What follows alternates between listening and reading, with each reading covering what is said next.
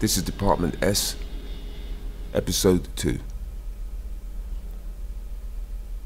Rejection.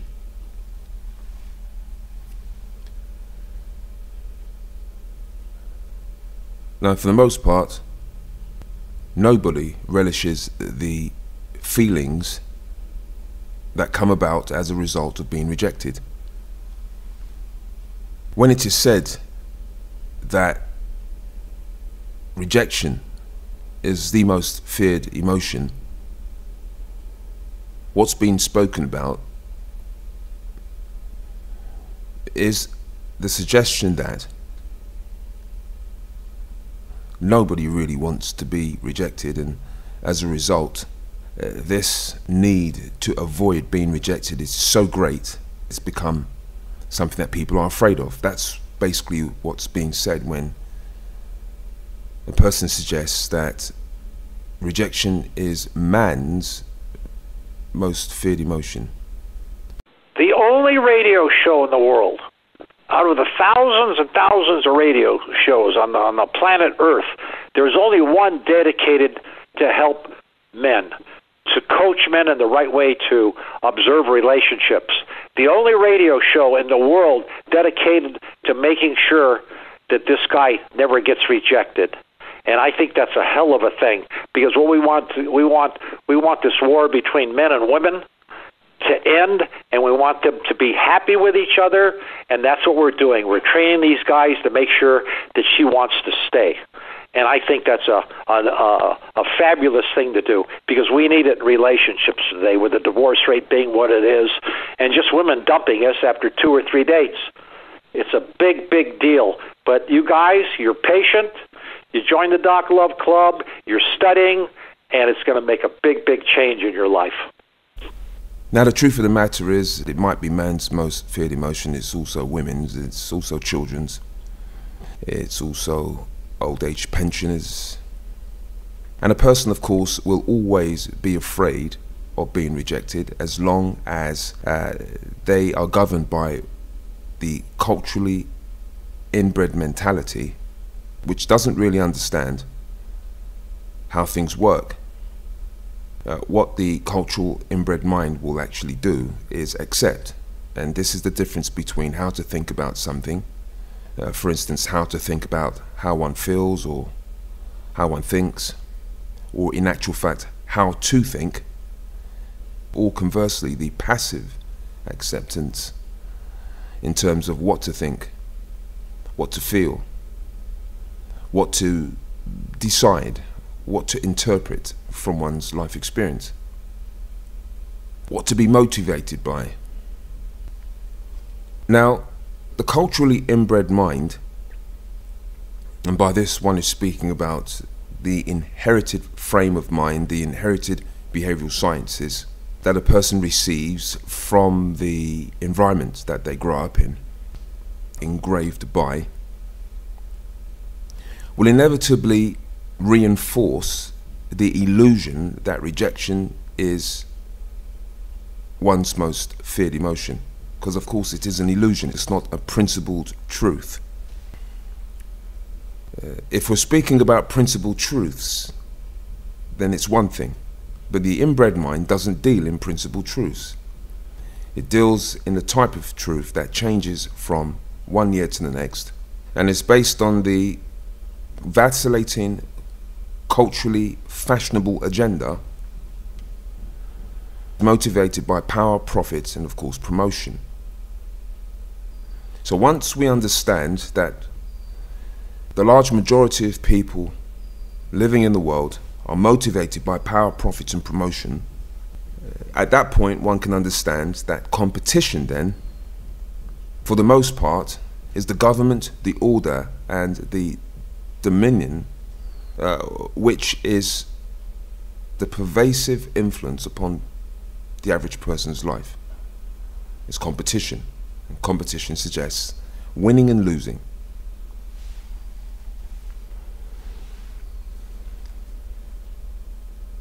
It's not that difficult to see how strong a grip competition has on people's lives, because If a person takes the time to evaluate what they've done throughout the day and ask themselves how many times did the desire to exert one's power, the need to profit, or the need to promote oneself, one's cultural personality, how many times during the course of the day did one of those three types of motivation become the government, the order, and dominate how they then interacted in life? If a person is honest with themselves, they'll see that unless a person is consciously aware of why they're doing what they're doing, the glaring truth is that they're going to fall into one of those three categories. They're going to be doing something either to profit in some way by doing so, promote themselves in some way by doing so, or to exert their power, their sense of identity upon the situation in a certain way. Power, profit, and promotion, which are the three expressions of pleasure. Now, since we're talking about pleasure, since we're talking about pleasure, one would suggest the opposite of pleasure is pain. However, the opposite of pleasure is not pain. What appears to be the other side of the coin of pleasure is denial. Denial. What that's saying is a person is constantly denying everything in life that does not give them personal pleasure. One of the three popular ways that this pleasure can be experienced is power, profit, and promotion on the one side, and on the other side it's going to be gain and loss. Gain and loss. That's the criterion upon which the majority of people one meets in their life will be living their life by. Gain and loss. However that manifests itself, it's going to be gain and loss. And if a person understands that the world we live in has a platform, has a foundation, has a conception based in gain and loss, competition, power, profit, and promotion, then this understanding becomes the basis of principled reasoning, principled understanding, because at the essence of our lives, it's important to understand that we're born into a world governed by gain and loss. That's it. That's what the cultural world is governed by. And anyone that has difficulty in seeing that is asleep, in a sense, by degrees. But what then has this got to do with rejection? Well, it's in the fact that, first of all, rejection is not an emotion. Rejection is a process. And if you look at what's been said so far, if a person wakes up in the physical world, they are immediately subject to a government, an order, and a dominion, cultural in its nature, is motivated by polarized values that are extreme, such as winning and, of course, losing, such as gain, and then, of course, loss. And in addition to this, the way that we live is sanctioned and agreed to for the majority of people living in it, otherwise it would not work. So this suggests that the system that we are living in, we refer to as the government, the world, the order that we live in, the society that we live in, the ethics, the laws, the rules, everything that we accept as life, When one stands back and looks at it objectively, one can see that it's extremely polarized, because it's not a something that's equal, in the sense that there are rich people and there are poor people, there are winners and there are losers. So this is a polarized state of affairs that society and those living in society agree to. And perhaps the key way to see this agreement clearly is in the suggestion that most people complain about the world system of society that they live in, not because they want to see a society that reflects the principled reason and creation for conscious organic life, but because of their position within the system itself. So in other words, if they could raise their level, their stature within the system, they'd be quite happy with the system. It's not the system they're complaining about in that sense, it's their position within it. So there is a large semi-conscious subscription to the life of Babylonia, the cultural life. And this is evident in the fact that the system continues to enforce itself upon human beings, given the fact that human beings are the one that created the system. Now, if the suggestion that rejection is not man's most feared emotion, because it's not an emotion but a process, well then this explains the idea of gain and loss, because if a person loses something, this is the motivation to not experience that again. And if a person wins something, this is the intoxication to want more. And so life is really, for most people, about denying everything that doesn't give them pleasure. Now, there's nothing wrong or right about living a life in which one will deny everything apart from that which is pleasurable. There's nothing wrong or right about it. But it must be realized that in doing so, one is living a life that is reminiscent of a prepubescent child, you see? Because the prepubescent child of 3 or 4 does not understand the ramifications of cultural life at that point in time. They don't understand the concept of gain and loss at that time. They don't understand the concept of win or lose at that time. These are concepts of thought which, curiously enough, are not present in the soil of the mind of that child. They have not been conceived in that mind yet. It's yet to be conceived. See, competition has yet to be conceived in that child's mind. So they're coming out from a place of, in a sense, purity, in which the one thing that governs their life is the need to feel safe, the need to avoid pain, because everything is new for a child. And some things are going to be hot, and some things are going to be prickly, and some things are going to be electric. The parents play a large part in ensuring that there's a safety of the child, but the instinct in the child itself, the great mother, protects the child. And instinctively the child will know, okay, this is painful. When I do that, that's painful, so I will not do that again. And so in a sense,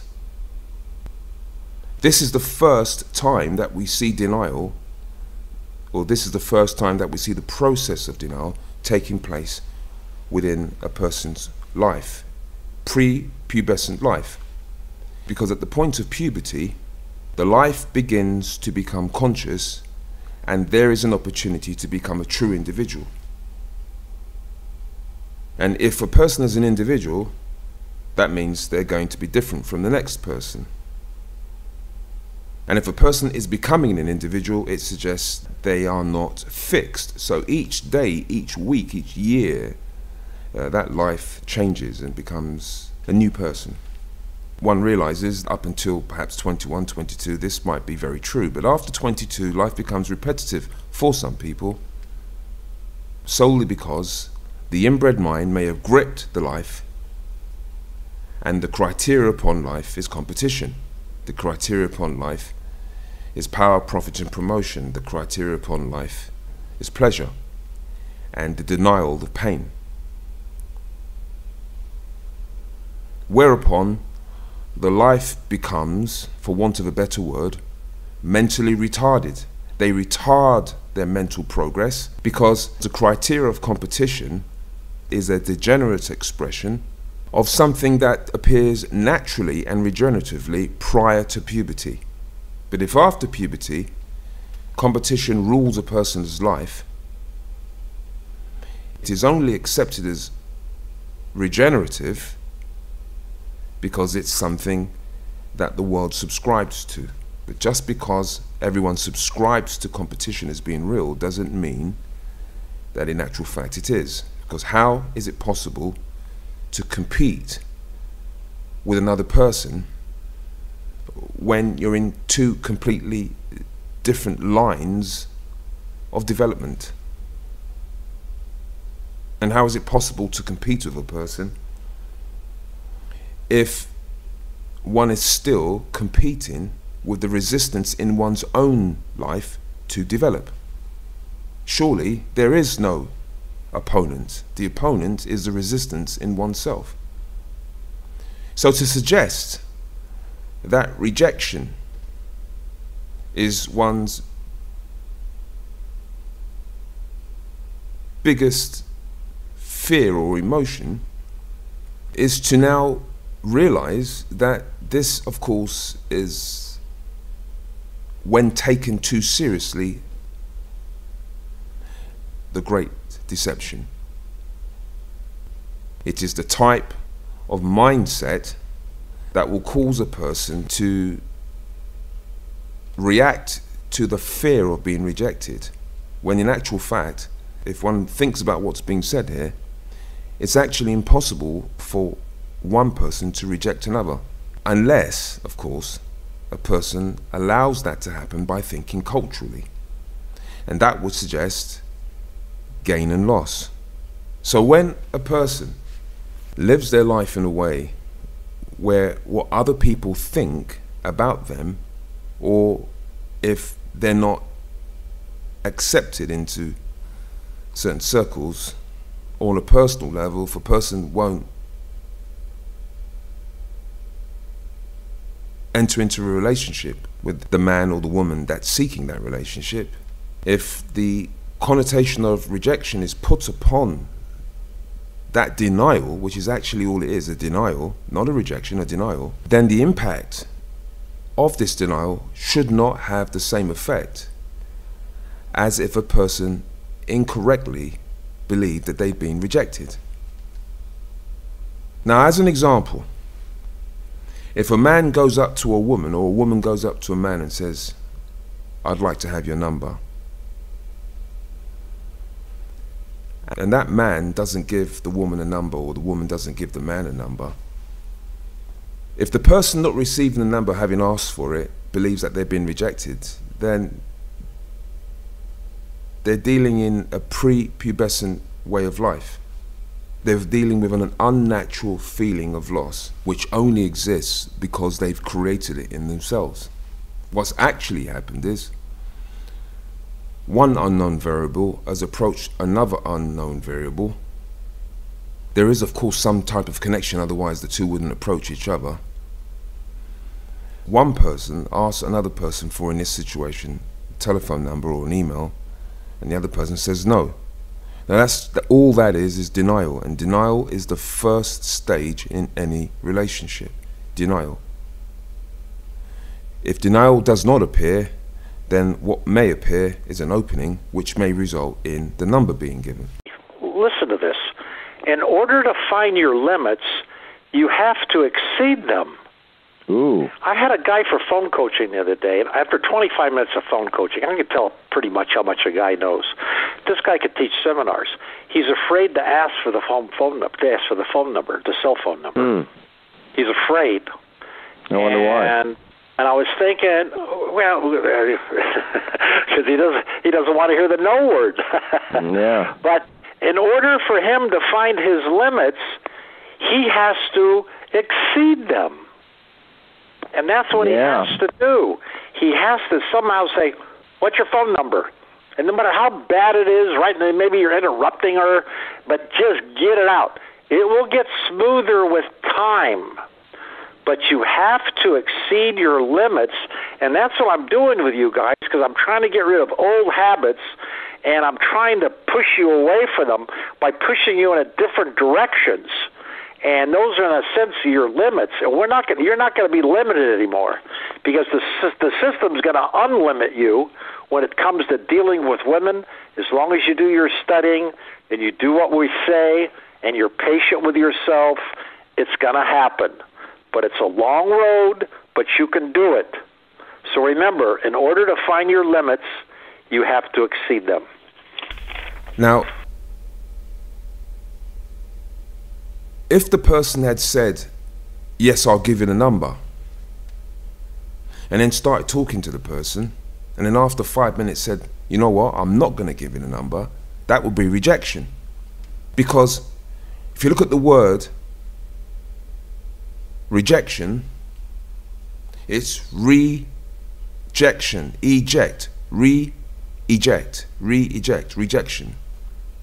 Meaning, something has already been received, it's been evaluated, and as a result of the evaluation, it's now being rejected. You see? Rejection means that it happens more than once. To reject something is to repetitively eject something.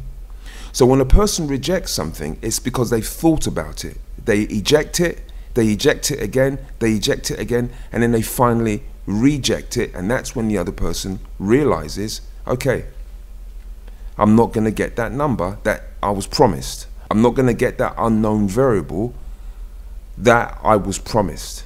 Or it may be that the person's rejected out of the very process itself.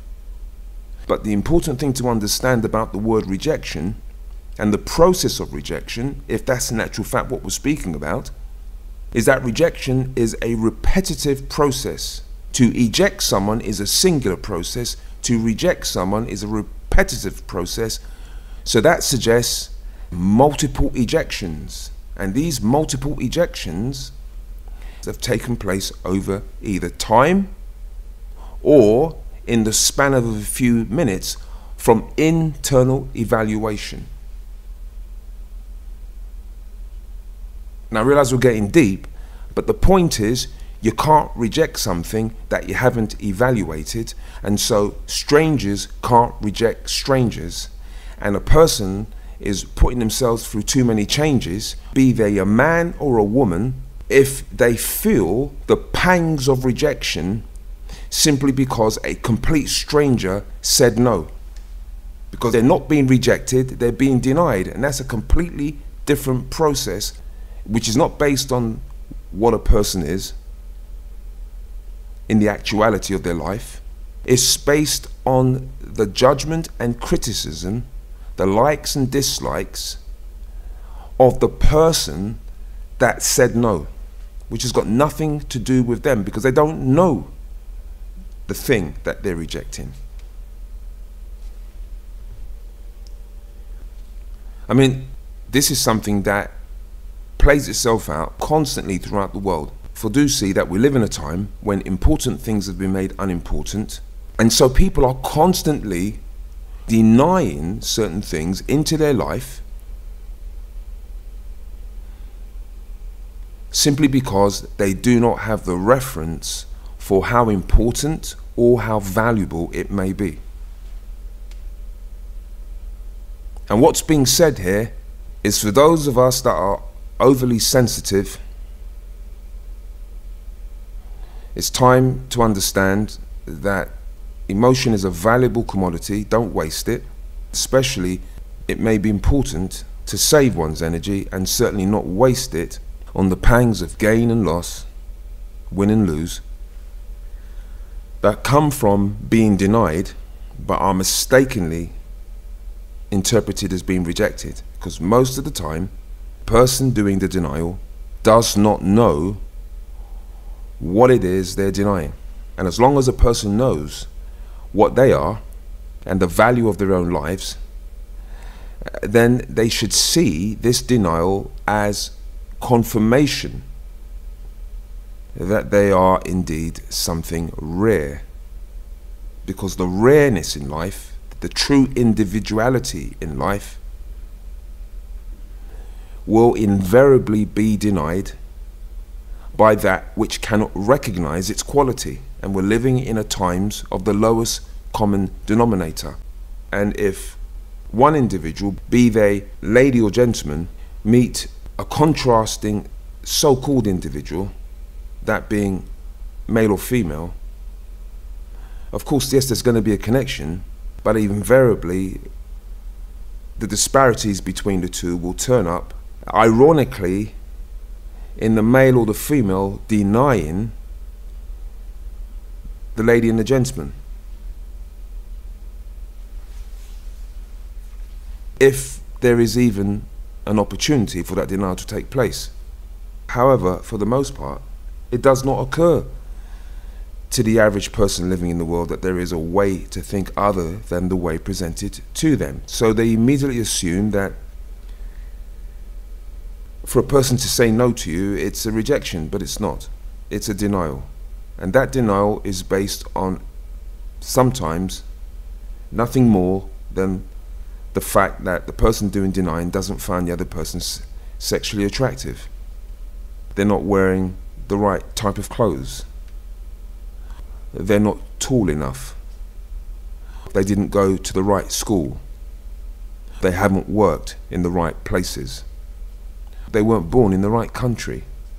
They don't have the right colour skin. And at the end of the day, given the fact that there is an intelligence, there is a government, there is an order, there is a dominion that created conscious life, has it ever occurred to the present company that that may be the only thing that we as potentially conscious individuals should be concerned with in terms of rejection?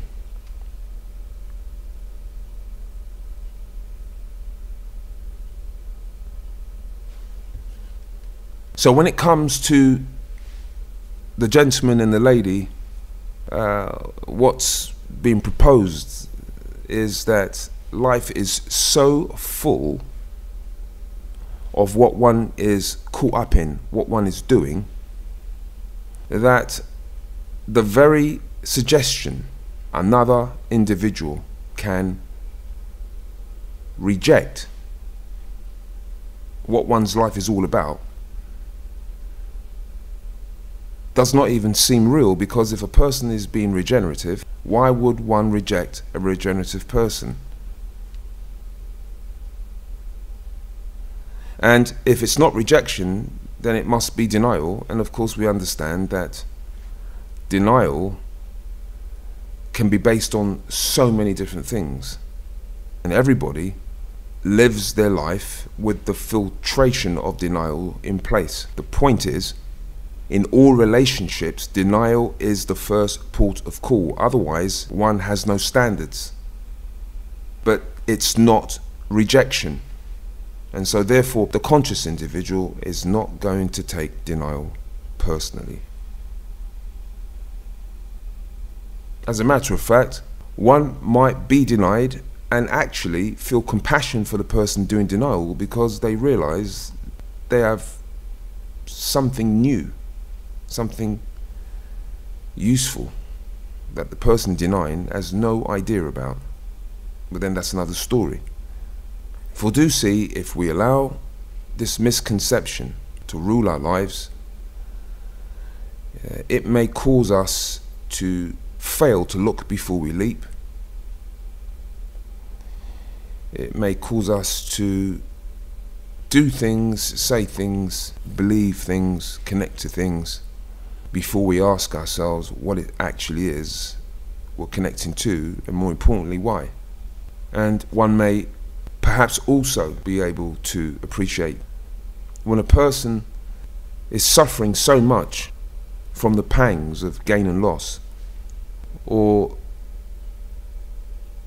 the extreme polarization of likes and dislikes, possession, surely it should be very easy to see that some of the unspeakable behavior that we're beginning to see in young children, for instance, is certainly based on an inability to move past the prepubescent stage in life that deals with the denial of everything but pleasure.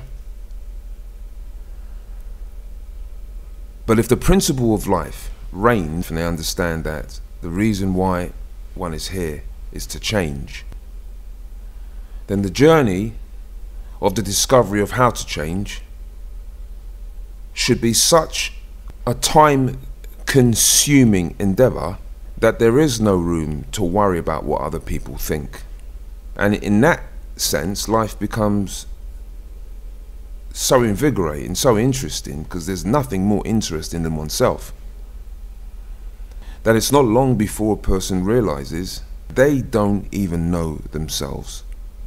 So how can someone else, who it may not even occur to refine, to develop, reject them?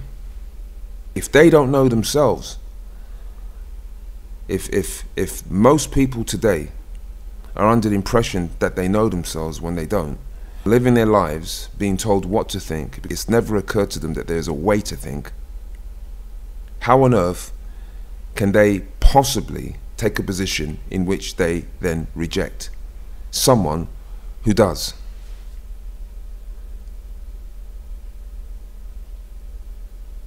Rejection and the threat of rejection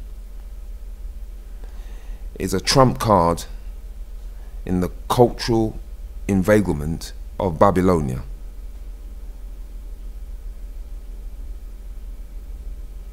But the pursuit of principled reasoning represents a real world within this world, in which the journey can begin in many ways. All that's being said here is there is absolutely no one or no thing that can reject the I, except that, of course, which calls it to be. And in knowing this, there should be great solace. Until next time, this is Department S.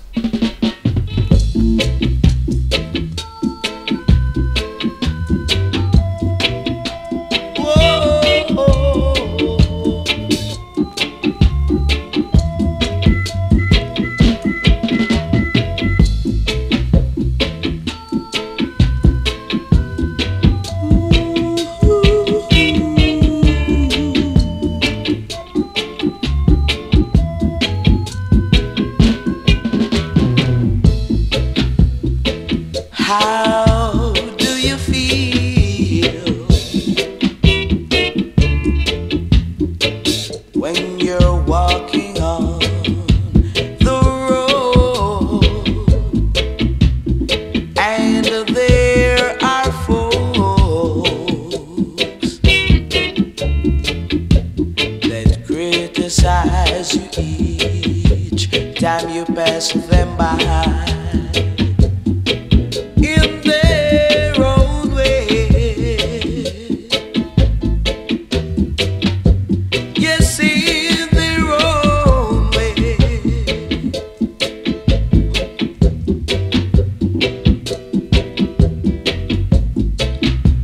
The way you live and the things you do in life makes them hesitate and wonder how you live the way you do. But they'll never get next to you. No, they'll never get next to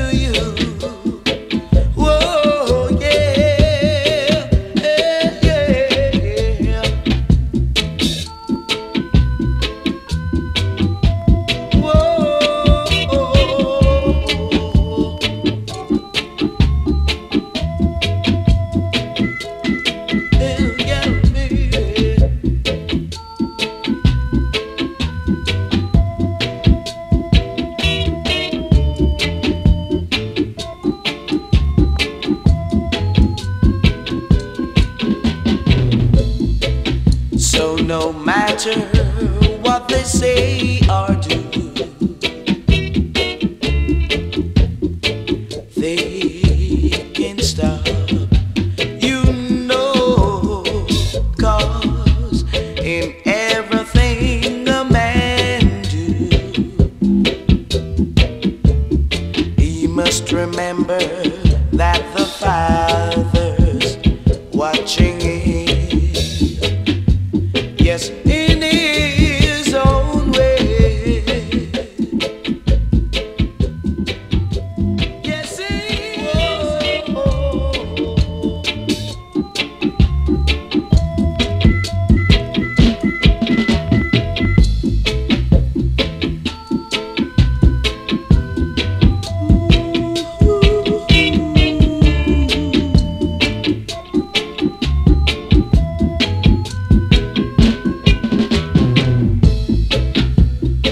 how do you feel when you're walking on the road?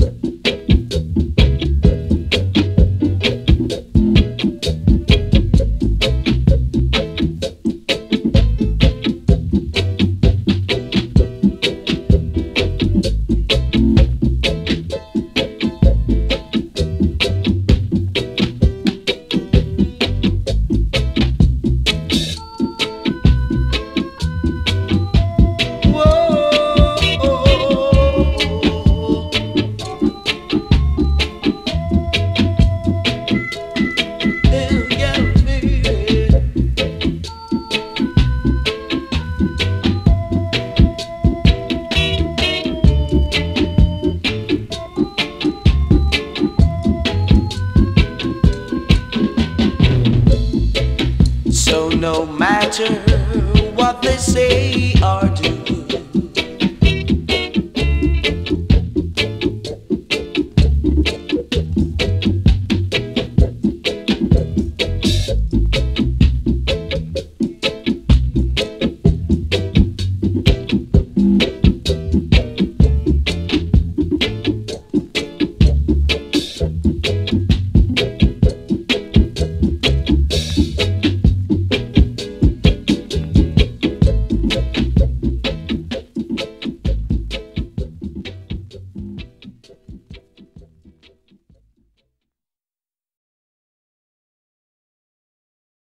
Wake up out of your slumber. This is the time to answer the call.